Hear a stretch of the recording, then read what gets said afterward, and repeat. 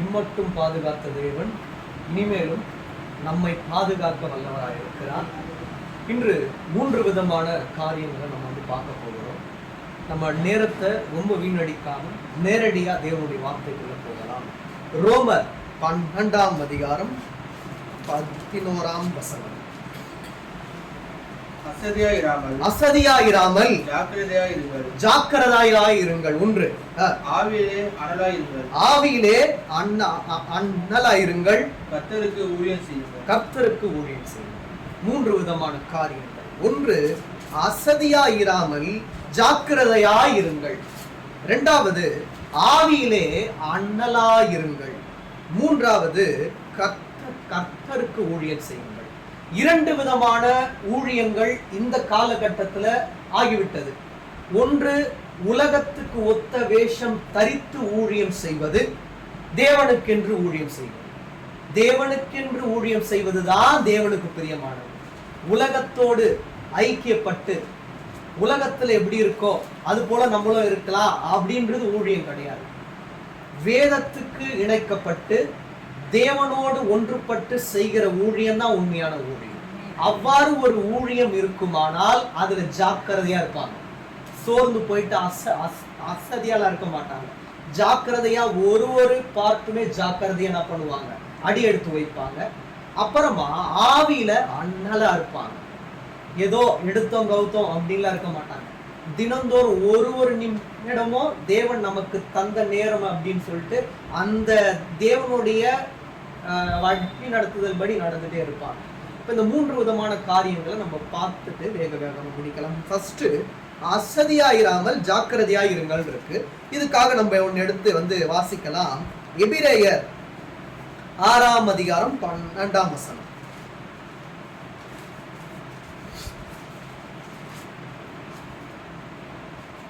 உங்களுக்கு நம்பிக்கையின் பூரண நிச்சயம் உண்டாகும்படி நீங்கள் யாவரும் முடிய வருதும் அப்படியே ஜாக்கிரதையா காண்பிக்க வேண்டும் என்று ஆசையா இருக்கிறோம்.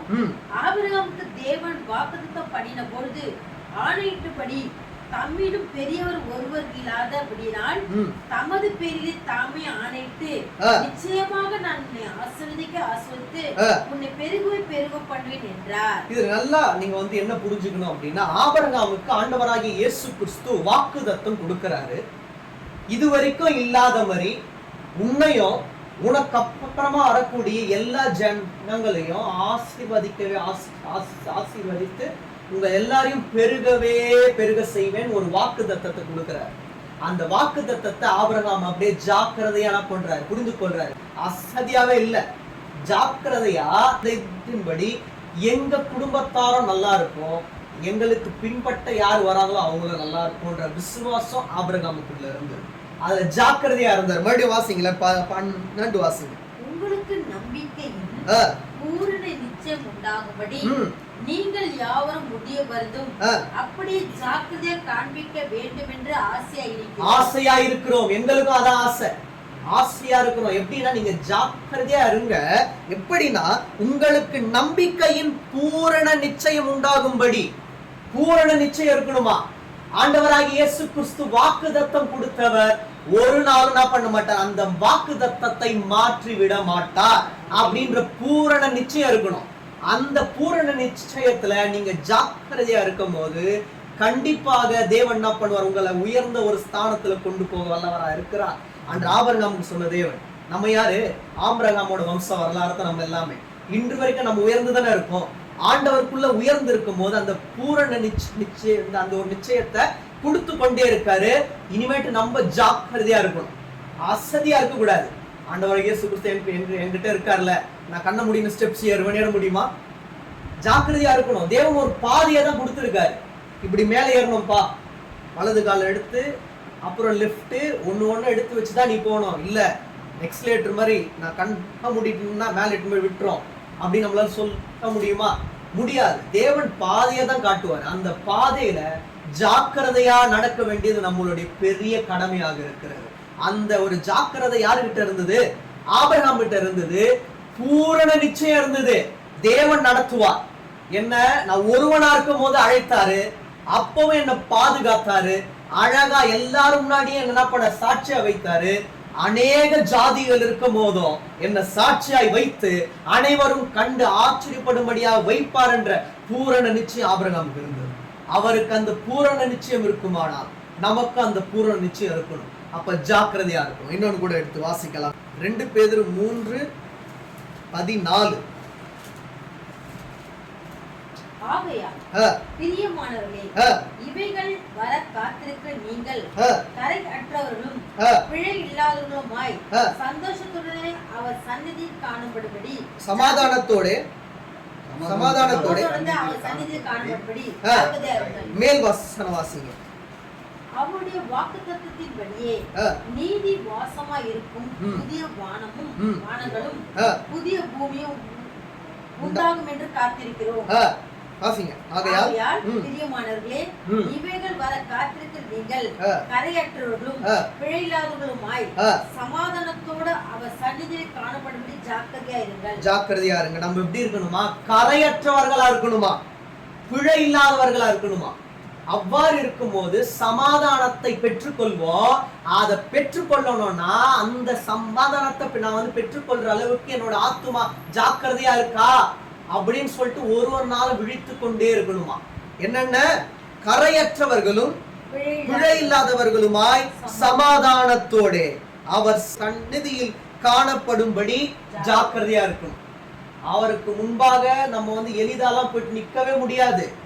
ஜாக்கிரதையா இருக்கணும். அது ரொம்ப ரொம்ப முக்கியமானது. அதற்கு முன்பதாக கரையற்றவர்களா இருக்கணும். எப்படி இருக்கணுமா? அந்த ஒரு கரையும் இருக்கக்கூடாது. உள்ளத்தில் சுத்தமா இருந்தா தான் அவர் ஆளுகை செய்வார். இங்க கூட பாத்தீங்கன்னா பல விதமான அழுக்கு இருந்தா யாருமே வர முடியாது. ஏன் டெய்லியும் கிளீன் பண்றோம்? இதே நம்ம கிளீன் பண்றோம்ல, உள்ளத்தை தினந்தோறும் கிளீன் பண்ணிட்டே இருக்கணும். அப்ப நம்ம எப்படி இருக்கணுமா? கரையற்றவர்களா இருக்கணும். ஒன்று, பிழை இல்லாதவர்களுக்கும் சமாதானத்தோட அவர் சந்நிதியில் காணப்படும்படி ஜாக்கிரதையாய் இருக்க வேண்டும். அப்ப 2 விதமான காரியங்கள். நம்ம கரையற்றவராக இருக்கணும், அப்புறம் பிழை இல்லாதவராக இருக்கணும். தேவனுக்கு முன்பாக எந்த ஒரு பிழையும் நமக்கு இல்லை, நம்ம இருதயத்துக்குள்ள இருக்கக்கூடாது.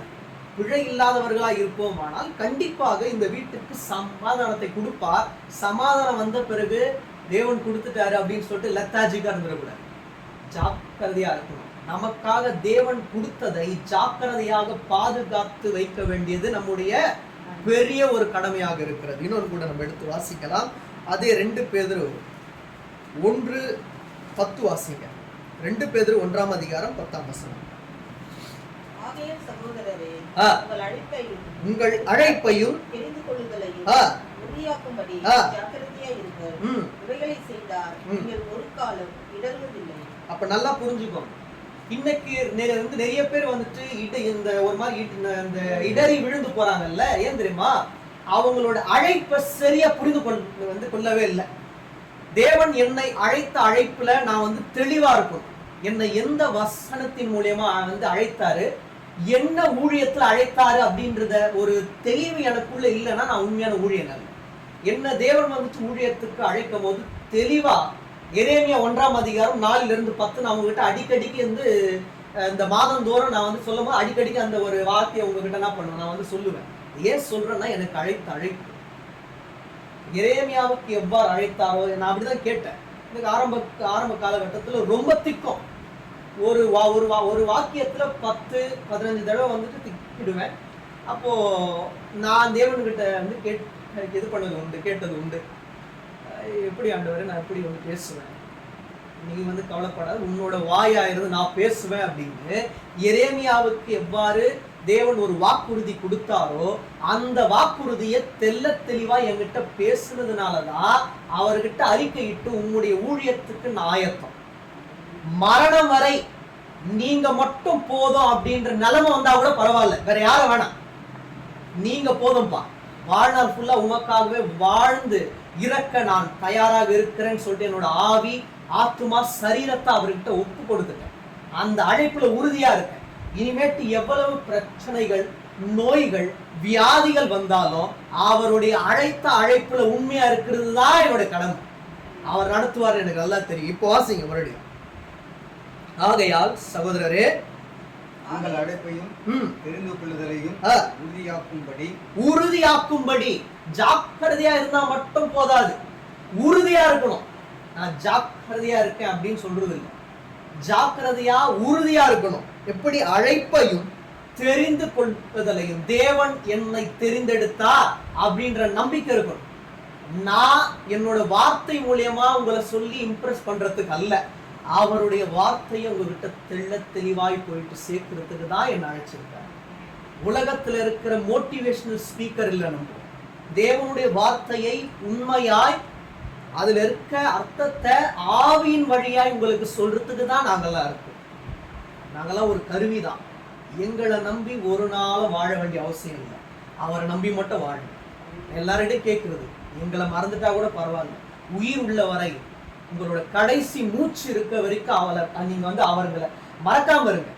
அவரை நீங்க மறக்காம இருப்பீர்களானால் கண்டிப்பாக உங்களுக்கு என்ன ஆசீர்வாதமோ அதை அந்தந்த நேரத்துல அற்புதமாய் நீங்கள் நினைத்ததை விட தர தேவன் வல்லவராய் இருக்கிறார். நம்புகிற மாத்திர கைகளை உயர்த்துங்க.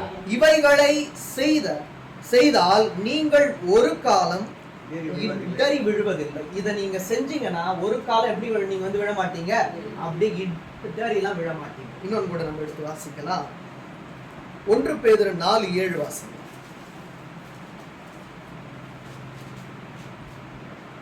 எல்லாவற்றுக்கும் முடிவு செய்மாயிற்று, ஆகையால் தெளிந்த புத்தி உள்ளவர்களாய் இருந்து ஜெபம் பண்ணுவதற்கு ஜாக்கிரதையாய் இருங்கள். ஜெபம் நம்மளோட வாழ்க்கையில ஒரு முக்கியமான கருவி, திறவுகோல், கீ. ஜெபம் பண்றோமா அப்படின்னு கேட்டா பண்றோம், நமக்கு தேவையா இருக்கும்போது மட்டும் பண்றோம், அப்படி இருக்கக்கூடாது. ஆனா நான் விசுவாசிக்கிறேன், இந்த குடும்பம் ஜெபத்தால மட்டும்தான் வாழ்ந்து கொண்டு இருக்கு. ஜெபமே வாழ்க்கையா இருக்கு, வாழ்க்கையே ஜெபம். வாழ்க்கையில ஜெபம்ன்றது வேற, நம்ம வாழ்க்கை முழுவதும் ஜெபம்ன்றது வேற. வாழ்க்கையில ஜெபம் அப்படின்னா ஒரு பாகம் தான். நான் வாழுற வாழ்க்கையே ஜெபம் தான் அப்படின்றதுனா முழுமையாக்கப்பட்டது. அந்த முழுமையாக்கப்படுதல்ல தான் இந்த குடும்பம் வாழ்ந்து கொண்டு இருக்கிறது. அன்று அந்த திருமணத்திலேயும் தேவன் இருந்தார், அற்புதமா இருந்தார். யாரு வந்தாலும் வரலனாலும் தேவன் இருந்தார். நான் நம்புறேன், நீங்க விசுவாசிக்கிற. இனிமேலும் நான் நம்புறேன், எந்த வியாதி இல்லாம பரிபூர்ண சுகத்தை பெற்று எங்களோட கண்கள் காணணும். தேவனுக்கு முன்பாக நான் விசுவாசத்துல நான் சொல்றேன், அவர் ஒரு சாட்சி சொல்ல போறாரு. வியாதிப்பட்டிருந்த நாட்கள் உண்டு, இன்று நான் விடுதலை ஆக்கப்பட்டு தேவனுக்கு முன்பாக சாட்சி சொல்றேன் அப்படின்னா தேவன் என்ன நடத்தின விதம், நான் பண்ண ஜெபம் ஒரு நாளும் வீணாகல. நான் விசுவாசிக்கிறேன், உங்களோட கண்கள்ல இருந்து ஆனந்த கண்ணீர் வரும். சோகமா இருந்தேன், எவ்வளவோ பாடுகள் மத்தியில நான் கஷ்டப்பட்டது எனக்கு தான் தெரியும்ன்ற அளவுக்கு உங்களுக்கு கஷ்டம் இருந்திருக்கலாம். உங்களை விட அவருக்கு தெரியும். நீங்க அழுததை விட அவர் அழுதிருப்பார். அப்படியெல்லாம் விட மாட்டாரு, பரிபூர்ண சுகத்தை கொடுப்பாரு. இன்னைக்கு நான் நல்லா இருக்கேன் அப்படின்னா தேவன் நடத்தினார், டாக்டர் நடத்தினார் இல்ல, டாக்டர் மூலியமா தேவன் நடத்தினார். இனிமேட்டு தேவனுக்கு சித்தமானால் நீங்க எந்த ஹாஸ்பிட்டலுக்கும் போக மாட்டீங்க. விசுவாசத்துல சொல்றேன், தேவனுடைய வார்த்தையை நான் உறுதியா நான் நம்புறதுனால சொல்றேன். நீங்க ஜாக்கிரதையா இருந்து உங்களுடைய வாழ்க்கையை அவர்கிட்ட நீங்க கொடுக்கும் போது இனிமேட்டு வியாதிப்பட்டுலாம் நீங்க படுக்கவே மாட்டீங்க. உங்களோட கால்களுக்கு புது பலன், சரீரத்துக்கு தேவனுடைய பலனை கொடுத்துருவாரு. உங்களை புதுசா மாற்ற போறாரு. வேதத்துல உறுதியா இருங்க, ஜாக்கிரதையா இருங்க. ஏன் சொல்றேன்னு எனக்கு தெரியல, தேவன் சொல்றேன். அற்புதமா உங்களை எடுத்து தேவன் பயன்படுத்த போறாரு. ஆவியின் கண்கள்ல நான் பார்க்கிறேன், ஆவியானவரே உங்களுக்குள் இருந்து ஆளுகை செய்வார். எவ்வாறு நடத்த போறாரு, எப்படி நடத்த போறாருன்னா நீங்க கவலைப்படாதீங்க. பரிசுத்த ஆவியானவரே உங்களோடு இருந்து உங்களை நித்தமாய் நடத்துவார். ஆயுசின் நாட்கள் அந்த இன்க்ரீஸ் ஆகிட்டே தான் இருக்கு, குறுகி போவாது. யார் என்ன சொல்ல கவலைப்படாதீங்க, தேவன் உங்களை திருப்தியாக இருப்பார். இன்னொன்று கூட நம்ம எடுத்து வாசிக்கலாம். வெளிப்படுத்துற விசேஷம் 3:19.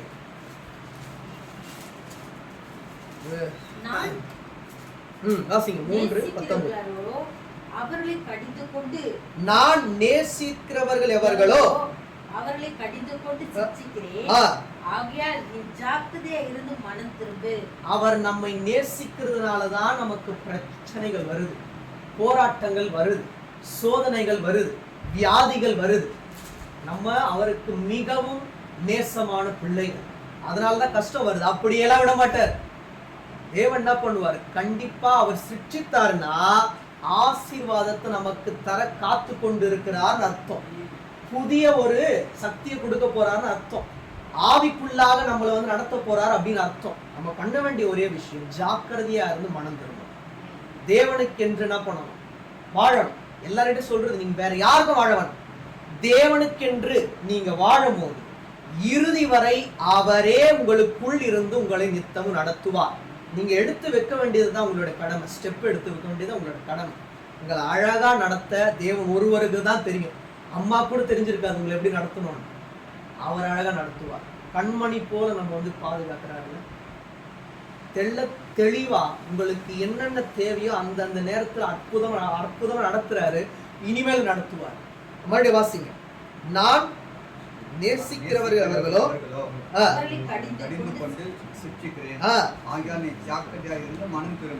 ஏன் தெரியுமா அவர் வந்து நம்மளை கடிந்து கொண்டு சிரிச்சுக்கிறாரா? உலகத்துல அவரை மாதிரி வேற யாரும் வந்து கோபப்பட முடியாது. அவர் கோபத்தையே நம்ம தாங்கிட்டோம்னா இனிமேட்டு வந்து வரக்கூடிய நாட்கள்ல எவ்வளவு பிரச்சனை வந்தாலும் நம்ம தாங்கிக் கொள்ளுவோம் அப்படின்ற உறுதியை கொடுக்கிற. இதுல நீ ஜாக்கிரதையா இருப்பா. ஏசப்பா என்ன கடிந்து கொண்டுட்டாரு, அதையே நான் பண்ணிட்டேன். நான் தாங்கிட்டேன். எந்த வியாதியை நான் பண்ணிட்டேன், நான் தாங்கியாச்சு. இனிமேட்டு எந்த வியாதி வந்தாலும் தேவனை நடத்துவா அப்படின்ற உறுதியை கொடுக்குற. நீ ஏன்னு எனக்கு வந்து தெரியல. உங்களை குறித்ததான பாரத்தை தான் கொடுத்துட்டே இருக்காரு. நான் நம்புறேன், நான் விசுவாசிக்கிறேன். வியாதி எல்லாம் பறந்து போக போகுது, நோய்கள் எல்லாம் விலகி போக போகுது. நீங்க விசுவாசிக்கணும். உள்ளத்தின் ஆழத்தை நான் விசுவாசிக்கிறேன். நோய்கள் விலகி போய்விட்டது நம்புகிற மாதிரி வந்து கையில் உங்களுக்கு மட்டும் இல்லை, யாருக்கு வியாதி இருக்கும் கவலைப்பட வேண்டிய அவசியமே இல்லை. வியாதிகள் எல்லாம் பறந்து போயிடும். அவர் மட்டும் தான் நித்தியமாக ஆளுகை செய்ய போகிறார். சரி, ரெண்டாவது நம்ம பார்க்கலாம். பிலிப்பியர் 1:27. இது ஆவியில் நலாயிருங்கள். பிலிப்பியர் 1:27. இது ரொம்ப ரொம்ப முக்கியமான ஒரு வார்த்தை.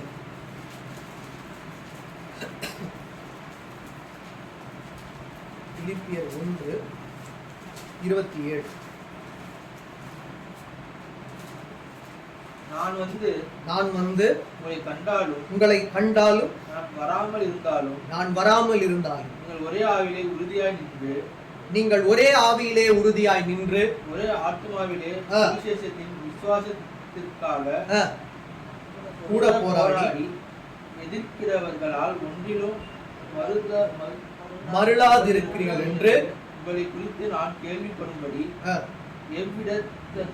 எவ்விதத்திலும் நீங்கள் கிறிஸ்துவின் சுவிசேஷத்திற்கு பாத்திரராக மாத்திரம் நடந்து கொள்ளுங்கள். இது என்ன சொல்றாங்க அப்படின்னா, உங்களை வந்து எவ்வளவு பேர் வந்து குழப்பினாலும், தேவையில்லாத வார்த்தைகளை சொல்லி உங்களை குத்தி பேசினாலும், தேவனுடைய சுவிசேஷத்தை விட்டு, தேவனுடைய ஆவியை விட்டு ஒரு நாள் விலகாது. அப்படி இருப்பீர்களானால் அவர் கொடுத்த அனல் உங்களுக்குள்ள பற்றி எரிந்து கொண்டே இருக்கும். ஆவியில நீங்க அண்ணலா இருக்கணும்னா அவருடைய வார்த்தையை கேட்டு அந்த வார்த்தையின்படியே நடந்துக்கணும். இடையில அநேகர் வந்து நம்மளை குழப்பலாம். கண்டிப்பாக கண்டிப்பா இருப்பாங்க. தேவன் இந்த வார்த்தையை உங்களுக்கு கொடுத்தாரு, இதை வந்து படிச்சு பாருங்க அப்படின்னு சொல்றவங்களும் இருப்பாங்க. ஆனால் தேவன் உங்ககிட்ட எப்படி பேசுவார் அப்படின்றது உங்களுக்கும் தேவனுக்கும் மட்டும்தான் தெரியும். அந்த வார்த்தை உங்களுடைய இருதயத்தை என்ன பண்ணணும்? போயிட்டு சேரணும். விழுந்து போகிற வார்த்தையா இருக்கக்கூடாது. எந்த வார்த்தையை கேட்கணும், எந்த வார்த்தையை கேட்கக்கூடாது அப்படின்னு அந்த ஆவிக்குள்ள இருக்கும் போதுதான் தேவன் என்ன பண்ணுவார்? சகலத்தையும் உங்களுக்கு புரிய வைப்பார். மறுபடியும் வாசிங்க. நான் வந்து உங்களை கண்டாலும் இருந்தாலும் நீங்கள் ஒரே ஆவியிலே ரெண்டு ஆவின் இருக்கா? இல்ல மூன்று ஆவின் இருக்கா? ஒரே ஆவி. அவர்தான் பிதா, குமாரன், பரிசுத்த ஆவி. ஒரே ஆவிதான், வெவ்வேறு அம்சங்கள். அவர் ஒருத்தர் தான். அந்த ஒரே ஆவிக்குள்ளாக உறுதியாய் நின்று ஒரே ஆத்மாவிலே ஒரேதான் இருக்கு. ரெண்டு விதமானலாம் இல்ல. ஒரே ஆவி, ஒரே ஆத்மாவினாலே சுவிசேஷத்தின் விசுவாசத்துக்காக கூட போராடி எதிர்க்கிறதால் ஒன்றிலும் மருளாதிருக்கிறீர்கள் என்று உங்களை குறித்து நான் கேள்விப்படும்படி எவ்விதத்திலும் நீங்கள் கிறிஸ்துவின் சுவிசேஷத்திற்கு பாத்திரராக மாத்திரம் நடந்து கொள்ளுங்கள். கிறிஸ்துவின் சுவிசேஷத்திற்கு மட்டும் நம்ம வந்து பாத்திரமா இருக்கணும். நான் சொல்றேன், நீ மார்க் எடுக்க மாட்ட, ஃபெயில் ஆயிடுவ, ஒன்றுக்கும் உதவ மாட்டேன்னு யாராச்சும் சொன்னா ஒரே ஒரு வார்த்தை, என் கூட இருக்கிறவர் இந்த உலகத்துல இருக்கிற எல்லாரையும் காட்டிலும் பெரியவர், நான் பாஸ் ஆவேன், நல்ல மதிப்பெண்கள் பெற்று பாஸ் ஆவேன்ற விசுவாசம் இருக்கும். உங்களோட அறிக்கைலாம் அப்படிதான் இருக்கணும். ஃபெயில் ஆயிடுவானோ, க்ளோஸ் ஃப்ரெண்டு அப்படி சொல்லிட்டானே அப்படின்னு நம்ம சோர்ந்து போயிடக்கூடாது. அவனுக்கு முன்பாடி நம்ம எப்படி இருக்கணும்? சிரித்த முகத்தோடு இருக்கணும். சோர்ந்து போனோம்னு வைங்களேன், பிசாசுக்கு சந்தோஷமாயிடும். நீங்க எப்படி இருக்கணும்? உறுதியா இருக்கணும். ஃபெயிலான அப்படின்னு யாரு சொன்னானோ அவனுக்கு முன்பதாகவே தேவன் என்ன பண்ணுவாரு? நிறைய மதிப்பெண்களை பெற வைப்பார் அப்படின்னு விசுவாசம், நம்பிக்கை இருக்கும். அப்போ நிறைய பேர் நமக்கு எதிராக பேசுகிறவர் இருப்பாங்க. தேவனுடைய சுவிசேஷத்தை விட்டு மட்டும் ஒரு நாள் நீங்க பின்வாங்காம அந்த ஆவியில் எப்படி இருக்கணும்? நீங்க ஆண்களா இருக்கணும். இன்னொன்று கூட நம்ம எடுத்து வந்து வாசிக்கலாம். சங்கீதம் 39:3. என் இருதயம் எனக்குள் அனல் கொண்டது, என் இருதயம் எனக்குள் அனல் கொண்டது, நான் தியானிக்கையில் அக்கினி மூண்டது. அப்பொழுது என் நாவினால் விண்ணப்பம் செய்தேன். இந்த வார்த்தைலாம் ரொம்ப ரொம்ப முக்கியமான வார்த்தை. அப்போ நம்மளுடைய இருதயத்திலிருந்து என்ன பண்ணுமா? தேவன் கிட்ட பேசிக்கொண்டே இருக்கணுமா? அவ்வாறு வந்து பேசிக்கொண்டு இருக்கும் போது அனல் நம்மை முழுமையாக என்ன பண்ணும்? நிரப்பும். அப்பொழுதுதான் நம்மளை அறியாம தேவனிடத்துல பேச ஆரம்பிக்கும். நாவினால் பேசினேன் அப்படின்றது உலக மனுஷன்கிட்ட பேசுறது இல்ல, நாவினால் தேவனோடு இருதயத்தை கலந்து பேசுவது. இப்போ வாசிங்க, புரியும். என் இருதயம் எனக்குள் அனல் கொண்டது, என் இருதயம் எனக்குள் அனல் கொண்டது, நான் தியானிக்கையில் தான். இந்த வார்த்தை தான் ரொம்ப முக்கியம். தியானம் பண்ணும் போது தேவனுக்கும் நமக்கும் உள்ளதான ஒரு ஐக்கியம் என்ன பண்ணும்? இன்னும் உறுதியாகும். சும்மா மேலோட்டமா நம்ம வந்து படித்து கொண்டே இருப்போம். ஆனால் அங்க ஒரு சவுண்ட் வருது, கிச்சன் ரூம்ல இருந்து சவுண்ட் வருது, சிக்கன் பிரியாணி பண்ண அந்த ஃப்ளேவர் அப்படியே வரும். அது என்ன பண்ணுவோம்? இதை விட்டுட்டு சாப்பிட்டு வந்து படிக்கிறேன் அப்படின்ற எண்ணங்கள்லாம் போகும். தியானிக்கும் போது அறக்கதவை பூட்டி உள்ள போயிட்டு தேவனுக்கும் நமக்கும் உள்ளதான ஐக்கியம் என்ன பண்ணும்? உறுதியாக்க போனோம். அப்போ என்ன சவுண்ட் வந்து உங்களோட காதுகளில் விழாது. நீங்க வேணா அதை ப்ராக்டிஸ் பண்ணி பாருங்க. அதை நான் வந்து சொல்லும் போது உங்களுக்கு புரியாது. நீங்க அதை அனுபவத்தில் எடுத்து தியானிக்கும் போது தேவன் உங்ககிட்ட லிட்ரலா பேசுறத நீங்களே என்ன பண்ணுவீங்க? ஃபீல் பண்ணுவீங்க. உச்சி முதல் பாதம் வரை அவரோட ஆவியினால் நிரப்பப்படுவீர்கள். அப்பொழுது உங்களுடைய இருதயம் உங்களோட என்ன பண்ணும்? பேசும். அப்படின்னா தேவன் உங்களோடு பேசுவாரா? வாசிங்க. அக்கினி மூண்டது, அப்பொழுது என் நாவினால் விண்ணப்பம் செய்தேன். தியானிக்கும் போது தேவன் என்ன பண்ணுவார்? நம்மோடு பேசுவாரு. அப்பொழுது என்ன பண்ணணும்? தேவனோடு என்ன பண்ணணும்? நம்ம விண்ணப்பம் செய்யணும். அந்த விண்ணப்பம் நமக்கு உட்பட்ட விண்ணப்பமா இருக்க கூடாது. எப்படி பவுல் சொல்றாருல்ல, எனக்கு இந்த பட்டணத்துக்கெல்லாம் போகணும்னு ஆசை இருக்குப்பா, நிறைய ஆசை இருக்கு, ஆனால் உமக்கு சித்தமான இடத்துல என்ன கொண்டு போயிட்டு சேருங்க அப்படின்றதுதான் விண்ணப்பம். அந்த விண்ணப்பத்தை நம்ம கற்றுக்கொள்ளணும். என்னோட ஆசை குப்பையானாலும் பரவாயில்ல, உன்னுடைய சித்தம் என்னோட வாழ்க்கையில நித்தமுமாய் நிறைவேறும்படி செய்யும் அப்படி நம்ம கேட்கும் போது அவரோட சித்தமே நம்மளுடைய வாழ்க்கையை அற்புதமாக நடத்தும். 2 தீமோத்தேயு 1:6-7.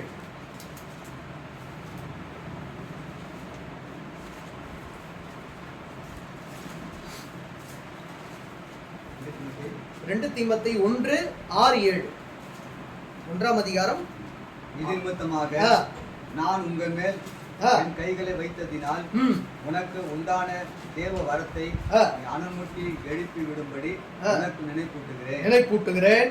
தேவன் நமக்கு பயமுள்ள ஆவியை கொடாமல் பலமும் அன்பும் தெளிந்த புத்தியும் உள்ள ஆவியையே கொடுத்திருக்கிறார்.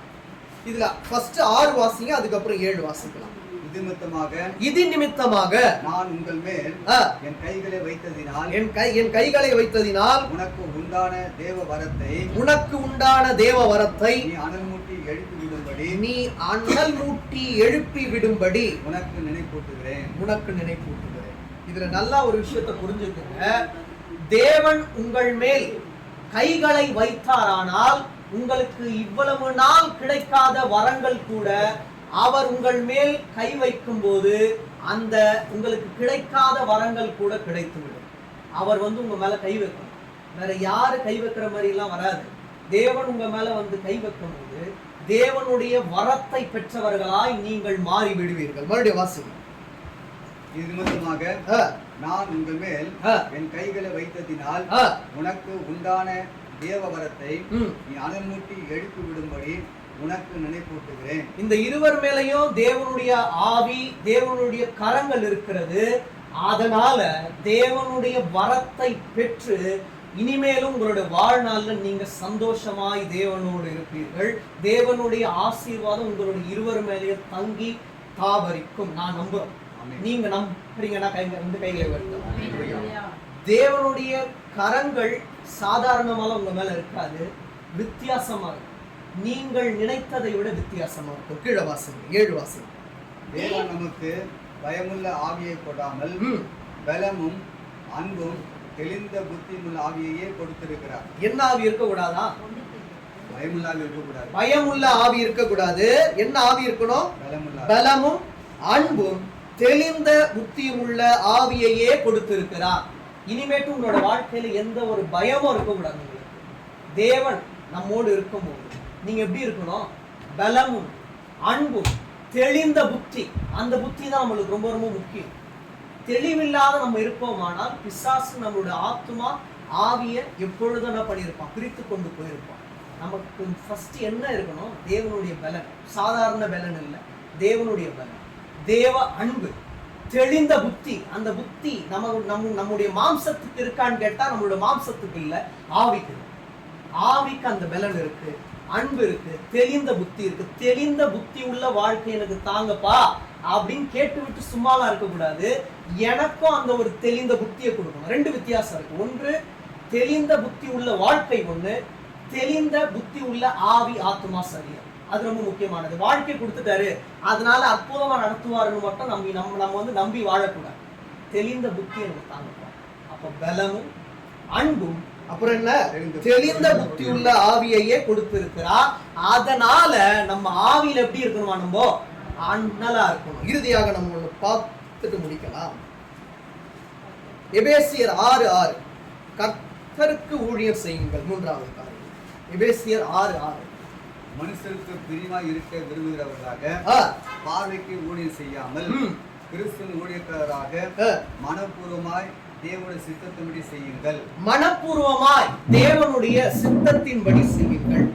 உங்களுடைய வாழ்க்கையில மேலோட்டமான காரியங்கள், நிறைய காரியங்கள் இருக்கலாம். ஆனா மனப்பூர்வமா தேவனுக்கென்று செய்யறோமா அப்படின்னு கேட்டா எப்ப செய்வோம்னு நான் சொல்றேன். நம்ம சோர்ந்து இருக்கும் போது நான் பண்ணுவோம், செய்வோம். தாழ்ந்து இருக்கும் போது செய்வோம், நோய்வாய்ப்படும் போது செய்வோம், சந்தோஷமா இருக்கும் போது செய்யணும். மனப்பூர்வமா செய்யணும், உள்ளத்தின் ஆழத்திலிருந்து செய்யணும். அவருடைய ஊழியத்துக்காக இப்போ எனக்கு அண்ணாவை தெரியும் அப்படின்றதுக்காக அவருக்கு மேலோட்டமான வார்த்தைகளை நான் கொடுப்பேனானால் நான் தேவனோடு ஊழியம் அல்ல. தேவன் இன்று என்ன வார்த்தையை உங்களுக்கென்று கொடுத்திருக்கிறாரோ அதை சொல்வதுதான் என்னுடைய கடமை. அதுதான் ஊழியம். அதுதான் தேவனுக்கென்று நான் செய்யும் ஊழியம். மாம்சத்துக்கென்று நான் ஊழியம் செய்வேனானால் தேவன் அழகா வந்து வேதத்தை மூடி வைத்து விட்டு நீ போகலாம் அப்படின்றது. அது ஊழியம் கிடையாது. தேவனுக்கென்று உண்மையும் உத்தமமாய் நான் ஊழியம் செய்வேனானால் அதுதான் நான் கர்த்தருக்கென்று ஊழியம் செய்வது. மேலோட்டமா இவங்க பார்த்து இம்ப்ரெஸ் ஆகணும் அப்படின்னு சொல்லிட்டு ஒருவர் ஊழியம் செய்வாரானால் அவர் உண்மையாக தேவனால் அழைப்பு பெற்று செய்கிற ஊழியம் அல்ல. அவர் சுயமாய் சரீரத்திலிருந்து செய்கிற ஊழியம். ஆவியிலிருந்து ஒருத்தர் ஊழியம் செய்கிறாருன்னா அவருடைய வார்த்தை தேவையுள்ள வார்த்தையா இருக்கும், தேவையற்ற வார்த்தையா இருக்காது. மறுபடியும் வாசிங்க.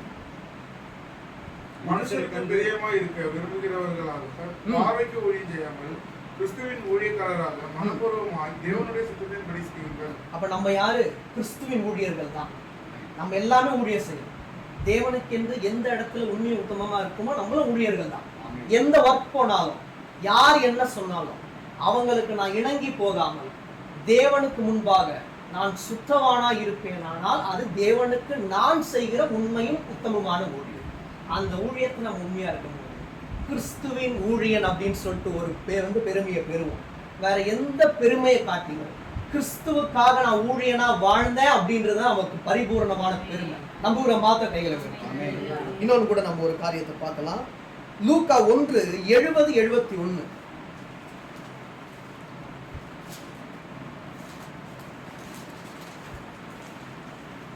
நம்முடைய பரிசுத்த உடன்படிக்கையை நினைத்தருளி உங்கள் சத்துருக்களின் கைகளில் நின்று நீங்கள் விடுதலையாக்கப்பட்டு உயிரோடு இருக்கும் நாளெல்லாம் பயமில்லாமல் எனக்கு முன்பாக பரிசுத்தத்தோடும் நீதியோடும் எனக்கு ஊழியம் செய்ய கட்டளையிடுவேன் என்று அவர் நம்முடைய பிதாவாகிய ஆபிரகாமுக்கு இட்ட ஆணையை நிறைவேற்றுவதற்கும் ஆதி முதற் கொண்டிருந்த தம்முடைய பரிசுத்த தீர்க்கதரிசிகளின் வாக்கினால் தாம் சொன்னபடியே நமது ஜனத்தை சந்தித்து மீட்டுக் கொண்டு நம்முடைய சத்துருக்களின் என்றும் நம்மை பகைக்கிற யாவருடைய கைகளில் என்றும் நம்மை ரட்சிக்கும்படிக்கும் தம்முடைய தாசனாகிய தாவீதின் வம்சத்திலேயே நமக்கு ரட்சணிய கொம்பை ஏற்படுத்தினார்.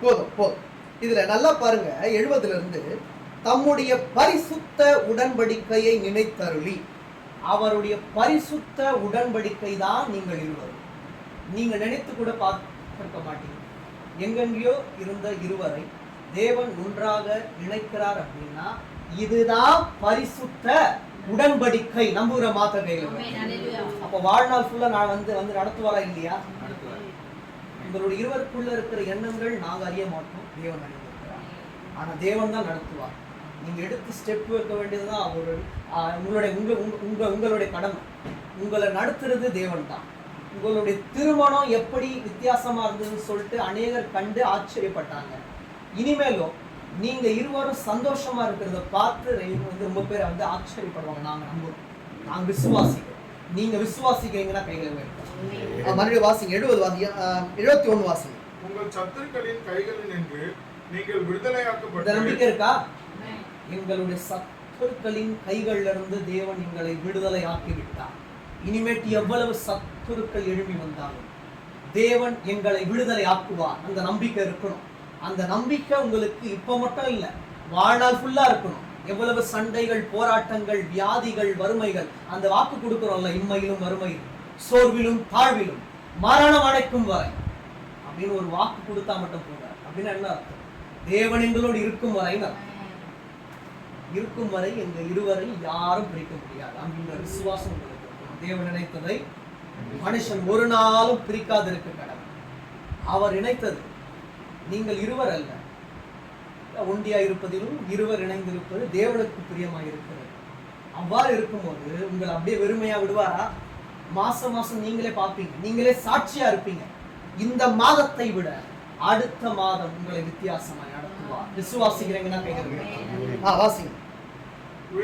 விடுதலையாக்கப்பட்டு உயிரோடு இருக்கும் நாளெல்லாம் பயமில்லாமல் எனக்கு முன்பாக பரிசுத்தத்தோடும் நீதியோடும் எனக்கு ஊழியம் செய்ய கட்டளையிடுவேன் என்று. இதுல நல்லா புரிஞ்சுக்கோங்க. உயிரோடு இருக்கும் நாளெல்லாம் பயம் இல்லாமல் தேவன்கிட்ட கேட்கணும், ஏசப்பா நான் ஒரு காலத்திலையும் அந்த பயமான ஆவியை எனக்குள்ள எடுத்துக்கொண்டு நான் வாழணும்.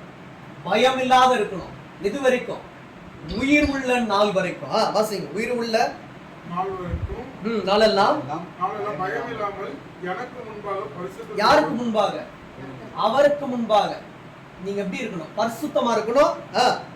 நீதியோடும் எனக்கு ஊழியம் செய்ய கட்டளையிடுவேன். மறுபடியும் அதான் சொல்றாரு. அவருக்காக நீங்கள் இருவரும் ஊழியம் செய்வீர்களானால் உங்களுடைய வாழ்க்கையை மனிதர்கள் நினைத்ததை விட வித்தியாசமாய் மாற்ற தேவன் வல்லவராய் இருக்கிறார்.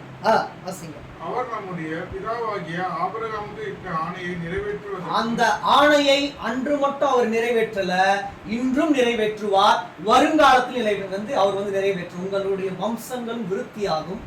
அந்த வம்சமும் அவர் ஆணையிட்டபடியே தேவன் அற்புதமாய் நடத்துவார். தேவனே உங்களோடு இருப்பார். யார் இருந்தாலும் இல்லாவிட்டார் தேவன் உங்களோடு இருப்பார். காலங்கள் மாறும், போராட்டங்கள் வரும், யுத்தங்கள் வரும். ஆனா தேவன் மட்டும் ஒரு காலமும் மாறாத தேவனாக இருப்பார். இப்ப நம்ம இந்த ரோமர்ல பார்த்தோம்ல, அது பார்த்துட்டு முடிச்சிடலாம். ரோமர் 12ஆம் அதிகாரம் 11. மூன்று விதமான காரியங்களை இன்று நம்ம பார்த்தோம். அசதியாயிராமல் ஜாக்கிரதையாயிருங்கள் 1, ஆவியிலே அனலாயிருங்கள் 2, 3வது கர்த்தருக்கு ஊழியம் செய்யுங்கள். அடுத்த மாதம் தேவன் என்ன பேச போறாரு எனக்கு தெரியல. ஆனா அடுத்த வசனத்தை இப்போ வந்து உங்களை குறித்து வைக்க சொல்றதுனால நான் உங்களுக்கு சொல்றேன். அடுத்த வசனத்தை நீங்க வந்து வாசிங்க.